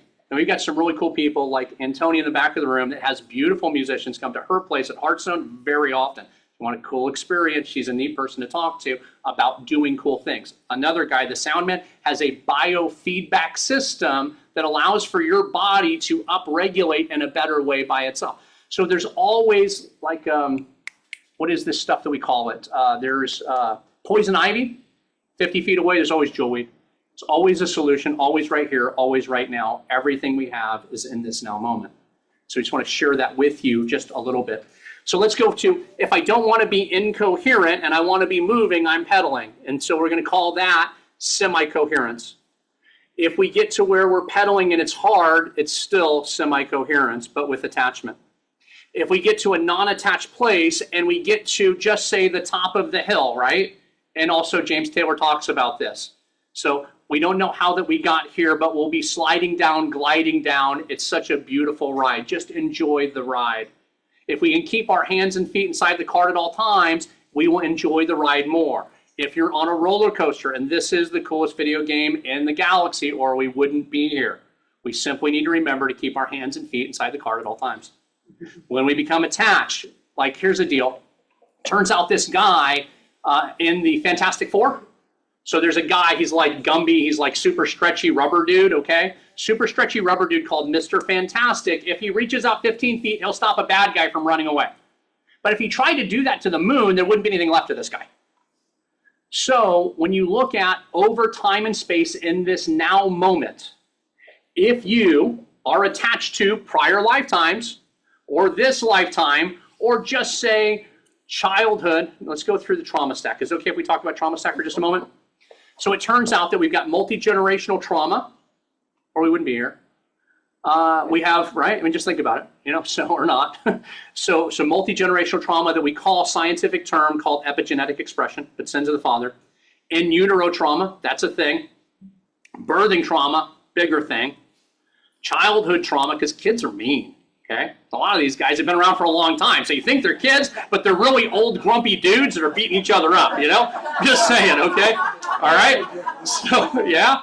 So then we go to the next level, right? So you got, again, multi-generational, in utero, birthing trauma, childhood trauma, lifetime trauma, training trauma, wartime trauma, reintegration trauma, okay?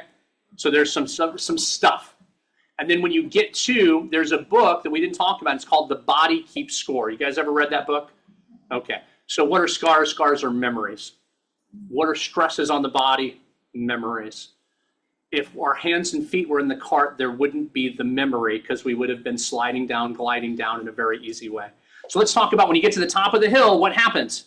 You get to the top of the hill, even though everybody wanted to kill you on the way up because you're talking about all that stuff where it'd be easy. When you start going downhill, then all of a sudden they called it coasting, the sliding down, gliding down. If you're now coasting downhill, you do not need to pedal at all, but some people still do it. The still doing that downhill is called low amplitude semi-coherence. Now, when you get to the place to where you're actually enjoying the ride, you know what you're doing? Your feet are off the freaking pedals. You're not doing anything. You might be like popping a wheelie. You might also be like standing up on top of the bike, having a good old time. So it turns out that that is how we get into what Dr. Jeffrey Martin calls, quote unquote, the finders. If you get to a place of full coherence, not semi, no effort, not low amplitude, but semi-coherence, with great desire and non-attachment, you can move yourself into the exact reality that you always dreamed about. Great desire. Yes, great desire. And no attachment. 100%. Yeah, like the 4 agreements kind of stuff, okay? So, but let's just try in just a little bit. So I like Kali, Eskrima, and Arnis, okay?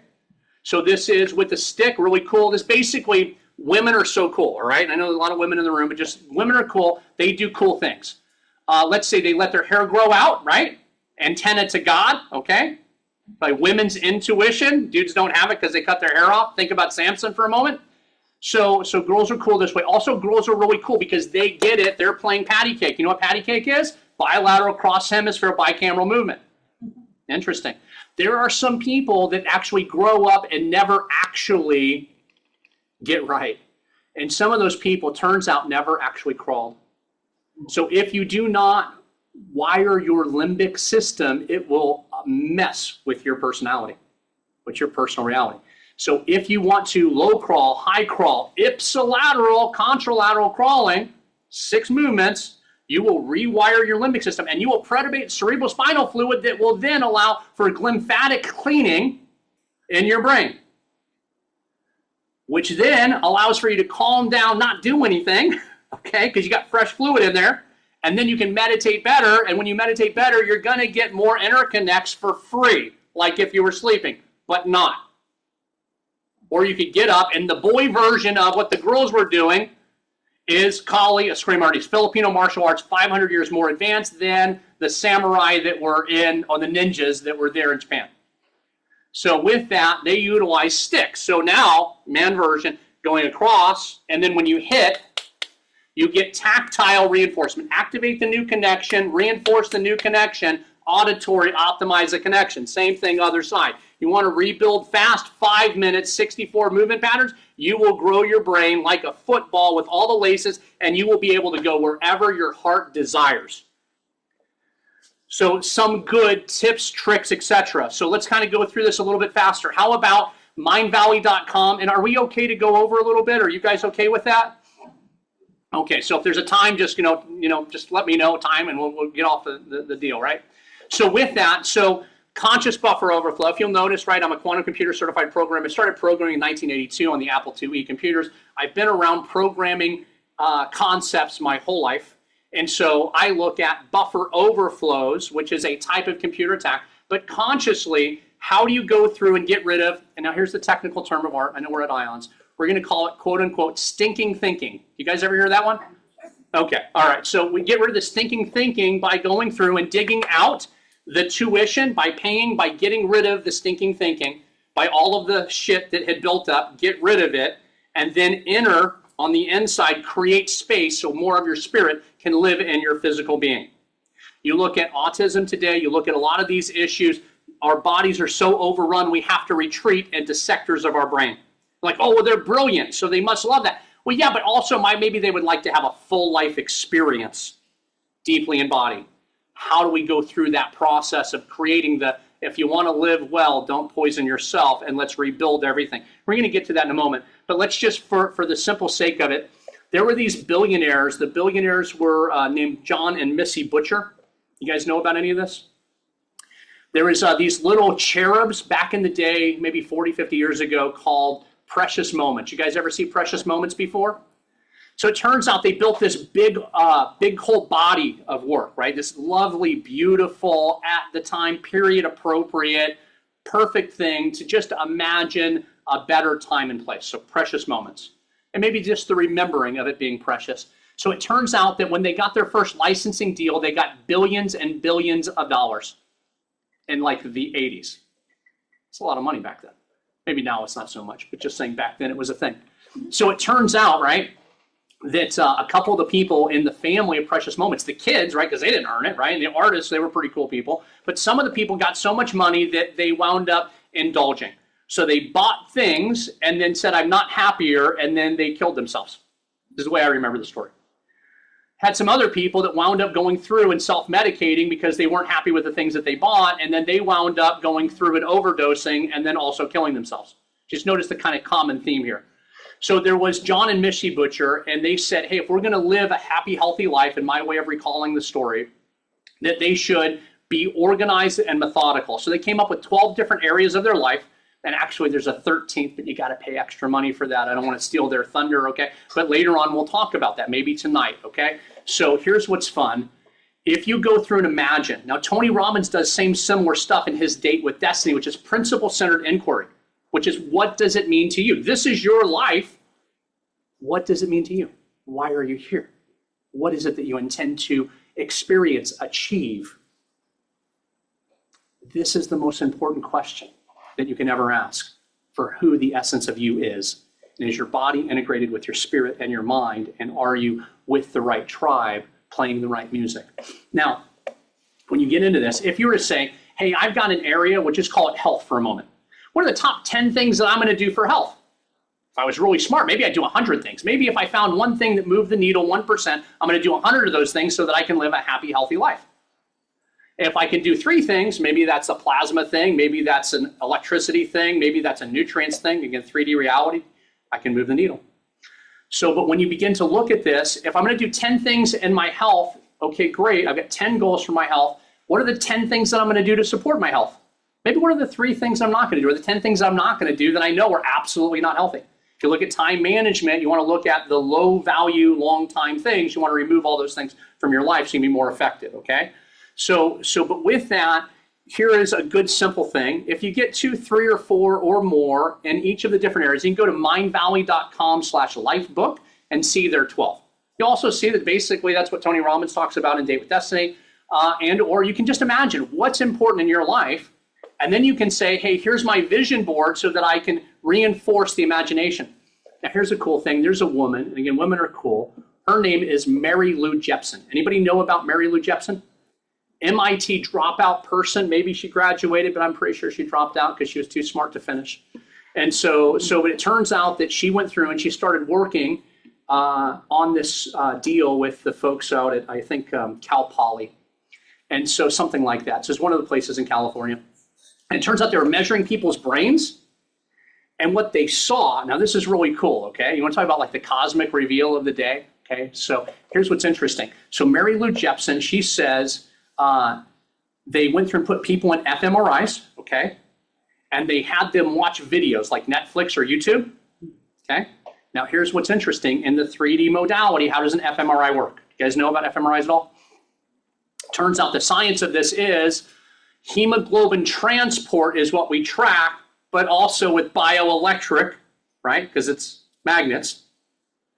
So electromagnetic hemoglobin transport, that's your vector. Those are the 3 for your fMRI.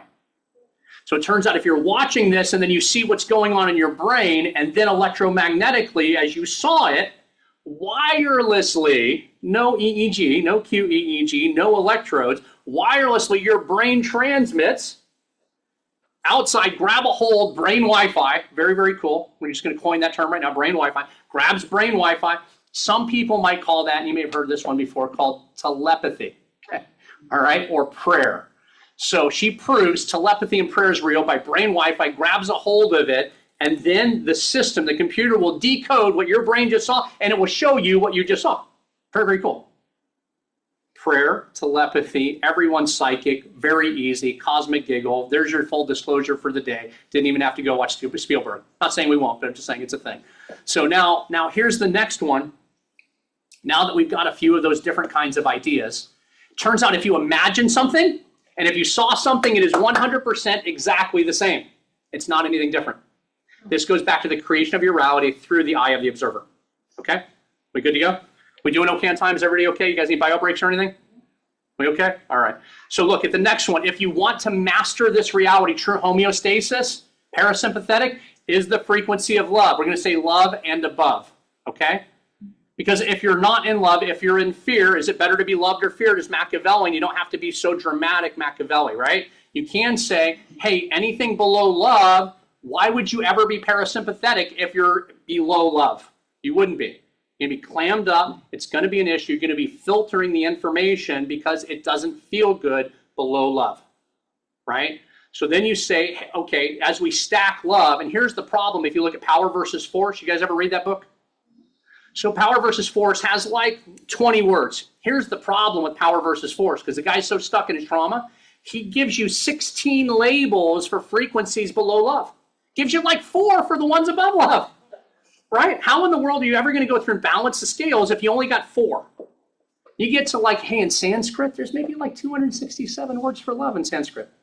Maybe in Hebrew, there's like 43. I don't know. Maybe there's a thing. So, but if we just remember, right, even like we have a city called Philadelphia, right? So phileo, brotherly love, fatherly love, motherly love. If we begin to go through, and this is the problem with the language we chose to speak together today, and this is why the ontology and taxonomy is so important, so we just develop and align our lexicons. Because if we don't do that, in English, we have one word for love. We have one word for conjugation, and we'll just not be offensive now, but there's a lot of words that have like 2,000 meanings, but it's one word. So when we get granular and we start building up, then we can be very accurate in our words. And I'll tell you guys about destructive testing with the Army Test and Evaluation Command some other time, but that's also built into the story. So with that, so let's go through. You guys remember the palm olive dish soap, super concentrated dish soap? You guys remember that kind of thing?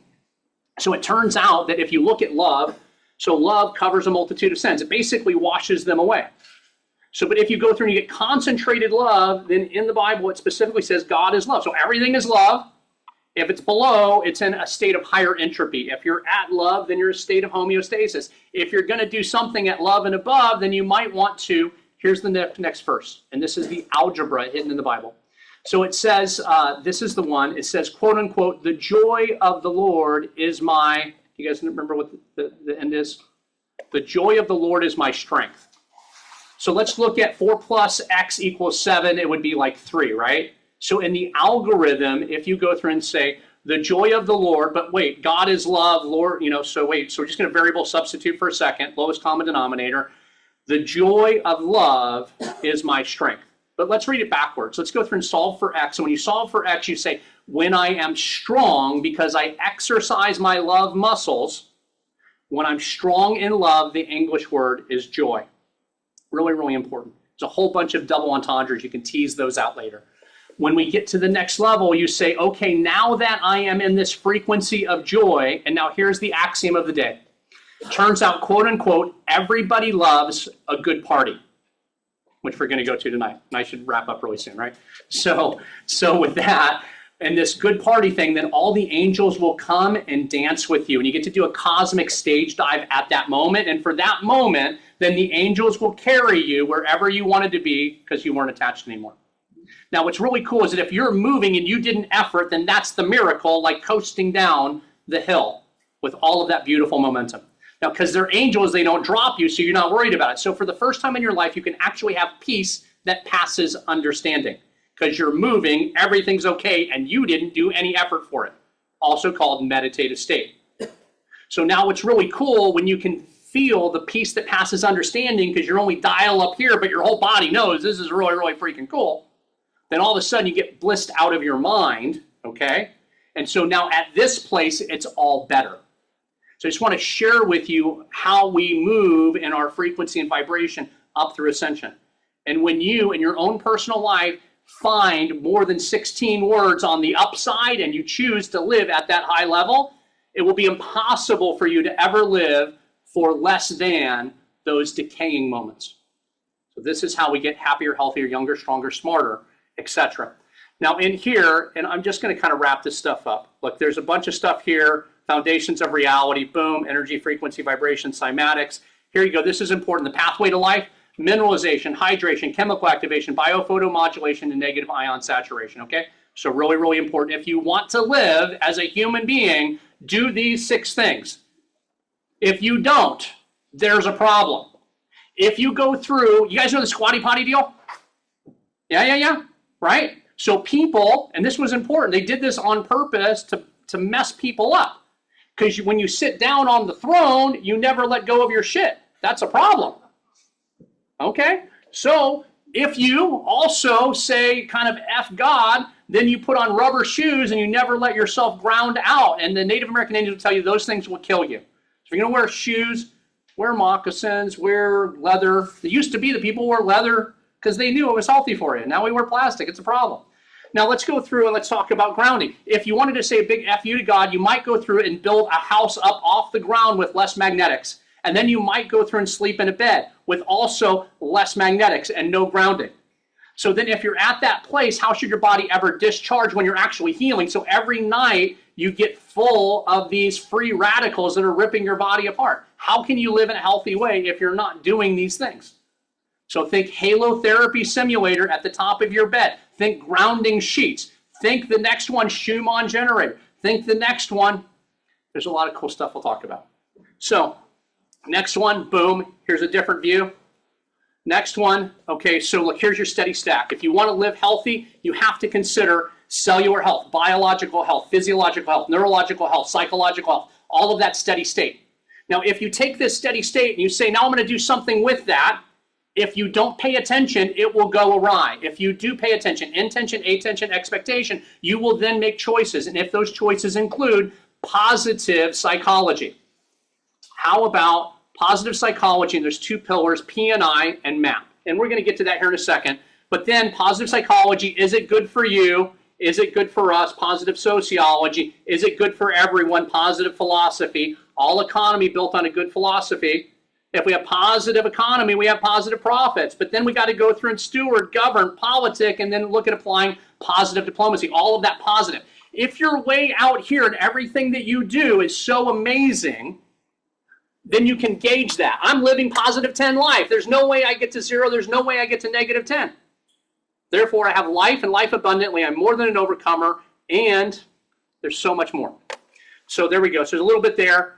Boom, hijack system, sovereign system. Right here, entropy, restorative. Here you go, anti-parasitic. If you want to go through and have a healthy prostate, do a parasite cleanse. If you want to go through and get rid of bad things, bind them, right? And Jesus says, if you want to hijack a house, talking about your body, the temple of the whole great spirit, right?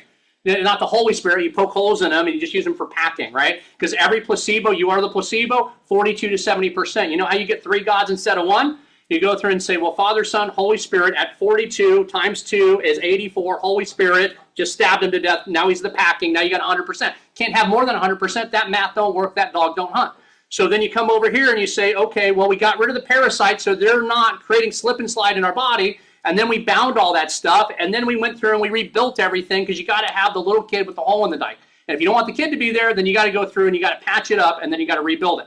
Now, if you wanted to be smarter, then you would go through and upregulate BDNF, brain-derived neurotrophic factor, and then also this other one, which would be default mode network, okay? So you can do that with the singing bowls, you can do that with the music, you can do that with the cross-hemisphere movement.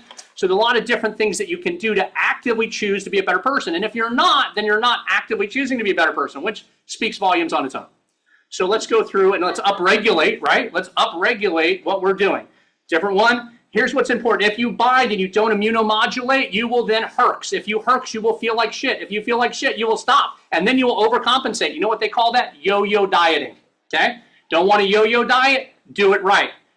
Feel good. If it feels good, do it. Nike got it right, just do it. There you go, right? So now we got binders, immunomodulators, restorative, and then you go boom. Okay, next level.